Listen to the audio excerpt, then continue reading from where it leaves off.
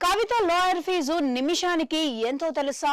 తాజాగా ఢిల్లీ లిక్కర్ కేసులో BRS MLC Kalvakuntla కవితకు షరతులతో కూడిన బెయిల్ మంజూరైన సంగతి తెలిసిందే. దీంతో సుమారు 5.5 నెలలు తీహార్ జైల్లో ఉన్న ఆమె మంగళవారం విడుదలయ్యారు. ఈ సందర్భంగా కుటుంబ సభ్యుల్లోనూ బీఆర్ఎస్ పార్టీ శ్రేణుల్లోనూ సంబరాలు అంబరాన్నంటున్నాయి.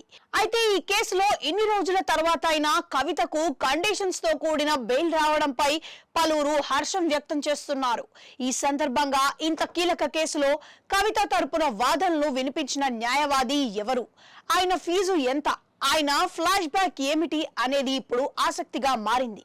అవును, ఢిల్లీ లిక్కర్ కేసులో కవిత తరపున వాదనలు వినిపించిన న్యాయవాది పేరు ముకుల్ రోహత్గి. ఎంతో క్లిష్టమైన కేసుల్లో కూడా తనకున్న న్యాయ నైపుణ్యం, వాక్చాతుర్యంతో విజయం సాధిస్తుంటారు. కాకపోతే ఖర్చు కాస్త ఎక్కువని చెబుతుంటారు. ఇందులో భాగంగా కవిత కేసులో ఈయన నిమిషానికి 17,000 ఛార్జ్ చేశారని అంటున్నారు.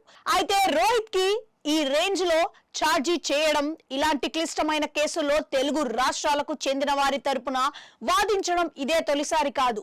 స్కిల్ డెవలప్మెంట్ స్కామ్ కేసులో అరెస్ట్ అయిన చంద్రబాబు రాజమండ్రి సెంట్రల్ జైల్లో ఉన్నప్పుడు కూడా రోహిత్గీనే ఆయనను బయటకు తీసుకువచ్చారు. ఇదే క్రమంలో మాజీ ముఖ్యమంత్రి వైఎస్ జగన్ ను బెయిల్ వచ్చేలా వాదించిన వారిలో రామ్ జెఠ్మలానీ తర్వాత ముకుల్ రోహత్గినే కీలక పాత్రను అని చెబుతుంటారు.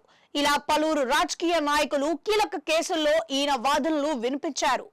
ఈ నేపథ్యంలోనే కవిత కోసం ఈయననే ఎంచుకున్నారు కల్వకుంట్ల ఫ్యామిలీ. కాగా గంటకు సుమారు 10 లక్షలకు కనీసంగా ఛార్జ్ వసూలు చేస్తారని రోహిత్ కి గురించి చెబుతుంటారు. కొన్ని సందర్భాల్లో కేసు తీవ్రతను బట్టి ఫీజు మారుతూ ఉంటుందని అంటారు. ఇటీవల కర్ణాటక మాజీ సీఎం కుమారస్వామి అన్న కొడుకు ప్రజ్వల్ రేవన్న కేసులో 15 లక్షల వరకు ఛార్జ్ చేశారని చెబుతుంటారు.